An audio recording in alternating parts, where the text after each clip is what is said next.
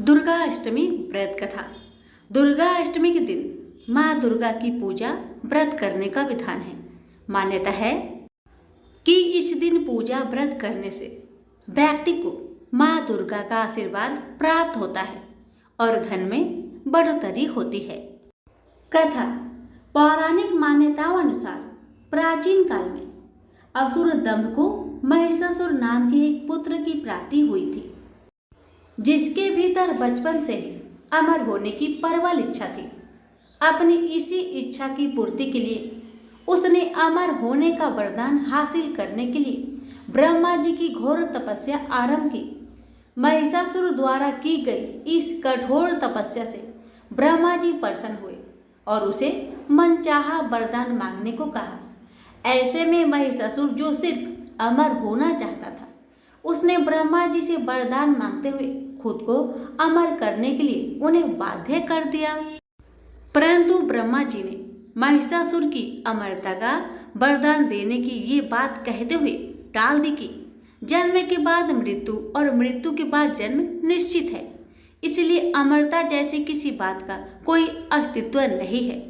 जिसके बाद ब्रह्मा जी की बात सुनकर महिषासुर ने उनसे एक अन्य वरदान मांगने की इच्छा जताई और कहा कि ठीक है स्वामी, यदि मृत्यु होना तय है तो मुझे ऐसा वरदान दे दीजिए कि मेरी मृत्यु किसी स्त्री के हाथ से ही हो। इसके अलावा अन्य कोई दैत्य, मानव या देवता कोई भी मेरा वध ना कर पाए। जिसके बाद ब्रह्मा जी ने महिषासुर को दूसरा वरदान दिया। ब्रह्मा जी द्वारा वरदान प्राप्त करते ही महिषासुर अहंकार से अंधा हो गया और इसके साथ ही बढ़ गया उसका अन्याय। मौत के भय से मुक्त होकर उसने अपनी सेना के साथ पृथ्वी लोक पर आक्रमण कर दिया। इससे धरती पर चारों तरफ से तबाही मच गई। उसके बल के आगे समस्त जीवों और प्राणियों को नतमस्तक होना ही पड़ा। जिसके बाद पृथ्वी और पाताल को अपने अधीन करने के बाद अहंकारी महिषासुर ने इंद्रलोक पर आक्रमण कर दिया, जिसमें उन्होंने इंद्रदेव को पराजित कर स्वर्ग पर भी कब्जा कर लिया। महिषासुर से परेशान होकर सभी देवी देवता त्रिदेवों अर्थात महादेव, ब्रह्मा और विष्णु के पास सहायता मांगने पहुंचे। इस पर विष्णु जी ने उसके अंत के लिए देवी शक्ति के निर्माण की सलाह दी। जिसके बाद सभी देवताओं ने मिलकर देवी शक्ति को सहायता के लिए पुकारा और इस पुकार को सुनकर सभी देवताओं के शरीर में से निकले तेज से एक अत्यंत खूबसूरत सुंदरी का निर्माण किया। उसी तेज से निकली माँ आदि शक्ति, जिसके रूप और तेज से सभी देवता भी आश्चर्यचकित हो गए। त्रिदेवी की मदद से निर्मित हुई देवी दुर्गा का हिमवान ने सवारी के लिए सिंह दिया और इसी प्रकार वहां मौजूद सभी देवताओं ने भी माँ को अपने अपने एक अस्त्र शस्त्र सौंपे और इस तरह स्वर्ग में देवी दुर्गा को इस समस्या हेतु तैयार किया गया। माना जाता है कि देवी का अत्यंत सुंदर रूप देखकर महिषासुर उनके प्रति बहुत आकर्षित होने लगा और उनसे अपने एक दूत के जरिए देवी माँ के पास विवाह का प्रस्ताव तक पहुंचाया। अहंकारी महिषासुर की इस ओछी हरकत ने देवी भगवती को अत्यधिक क्रोधित कर दिया। जिसके बाद ही माँ ने महिषासुर को युद्ध के लिए ललकारा। माँ दुर्गा से युद्ध का ललकार सुनकर ब्रह्मा जी से मिले वरदान के अहंकार में अंधे हो चुके महिषासुर उनसे युद्ध करने के लिए तैयार भी हो गया। इस युद्ध में एक एक करके महिषासुर की संपूर्ण सेना का माँ दुर्गा ने सर्वनाश कर दिया। इस दौरान माना ये भी चाहता है कि ये युद्ध पूरे 9 दिनों तक चला, जिस दौरान असुरों के सम्राट महिषासुर ने विभिन्न रूप धरकर देवी माँ को छलने की कई बार कोशिश की, लेकिन उसकी सभी कोशिश आखिरकार नाकाम रही और देवी भगवती ने अपने चक्र से इस युद्ध में महिषासुर का सिर काटते हुए उसका वध कर दिया। अतः इस तरह देवी भगवती के हाथों महिषासुर की मृत्यु संभव हो पाई। माना जाता है कि जिस दिन माँ भगवती ने स्वर्गलोक, पृथ्वीलोक और पाताल लोक को महिषासुर के पापों से मुक्ति दिलाई, उस दिन से ही दुर्गा अष्टमी का पर्व प्रारंभ हुआ। प्रेम से बोलिए दुर्गा माता की जय। अब सुनिए सभी व्रत में सुनी जाने वाली गणेश जी और लापसी तापसी की कथा। एक बार एक नगर में एक मालिन रहती थी। उसके पति चल बसे थे। उसका एक 4 साल का पुत्र था। उसकी सास कठोर हृदय की स्त्री थी। वह बहू को बहुत तकलीफ देती थी। एक दिन सास ने बहू और पोते को घर से निकाल दिया। वे दोनों रोते हुए चलते चलते एक जंगल में जा पहुंचे। वहां एक बड़े पेड़ के नीचे बैठ गए। वहां से थोड़ी दूर पर एक गणेश जी का मंदिर था। वहां बहुत लोग गणेश जी के दर्शन करने आते थे। दर्शन करके गणेश जी को प्रसाद चढ़ाते, फिर वह प्रसाद सबको बांट देते थे। इस प्रसाद से माँ बेटे का गुजारा होने लगा। दोनों गणेश जी की पूजा पाठ में लग गए। एक दिन उन्होंने सोचा क्यों ना हम भी जंगल से फूल लाकर बेचें। वे रोज जंगल से फूल लाकर उसकी माला बनाकर बेचने लगे। साथ में पूजा की सामग्री और प्रसाद भी बेचने लगे। इससे उनको आमदनी होने लगी। गणेश जी की कृपा से आमदनी बढ़ने लगी। जल्दी ही उन्होंने एक मकान और एक दुकान बना लिया। एक राजा की लड़की मंदिर में रोज पूजा करने आती थी।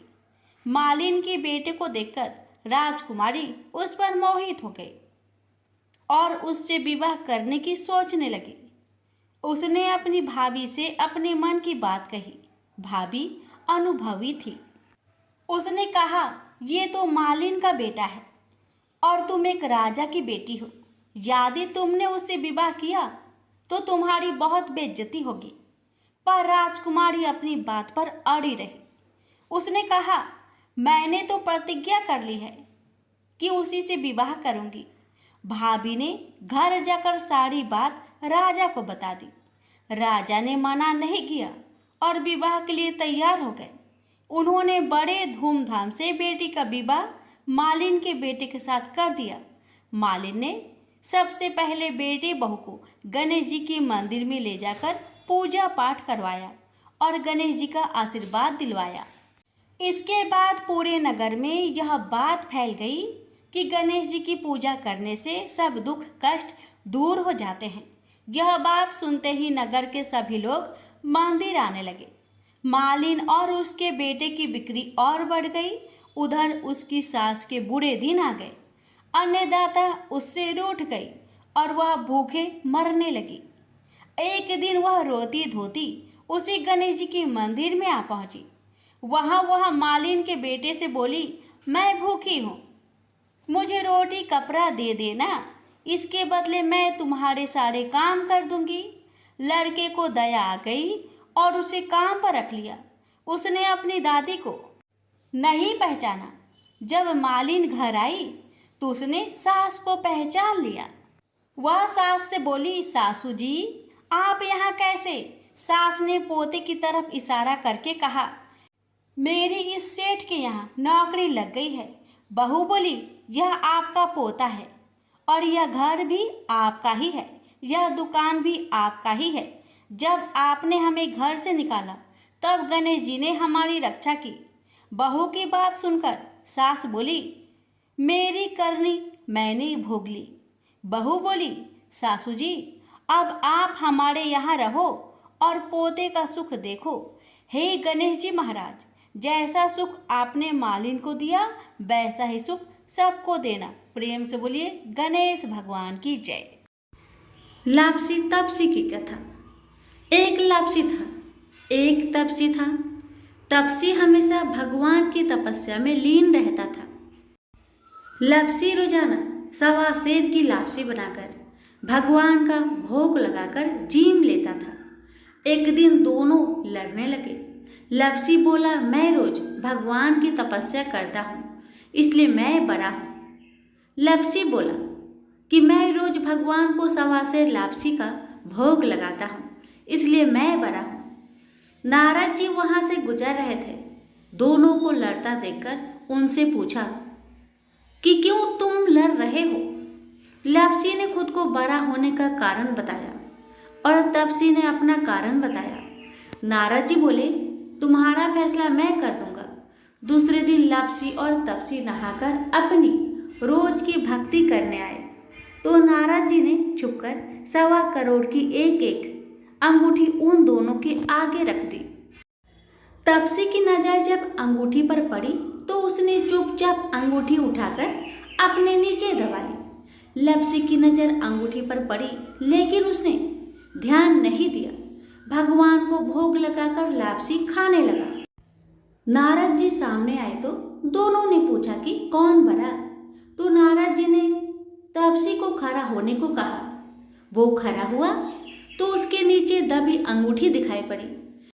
नारद जी ने तपसी से कहा, तपस्या करने के बाद भी तुम्हारी चोरी करने की आदत नहीं गई, इसलिए लापसी बना है और तुम्हें तुम्हारी तपस्या का कोई भी फल नहीं मिलेगा।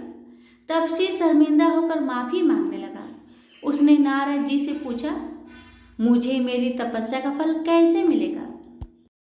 नारद जी ने कहा, यदि कोई गाय और कुत्ते की रोटी नहीं बनाएगा तो फल तुझे मिलेगा। यदि कोई ब्राह्मण को भोजन करवाकर दक्षिणा नहीं देगा तो फल तुझे मिलेगा। यदि कोई साड़ी के साथ ब्लाउज नहीं देगा तो फल तुझे मिलेगा। यदि कोई दिए से दिया जलाएगा तो फल तुझे मिलेगा। यदि कोई सारी कहानी सुने लेकिन तुम्हारी कहानी नहीं सुने तो फल तुझे मिलेगा। उसी दिन से हर व्रत कथा कहानी के साथ लापसी तपसी की कहानी भी सुनी और कही जाती है। प्रेम से बोलिए लक्ष्मी नारायण की जय।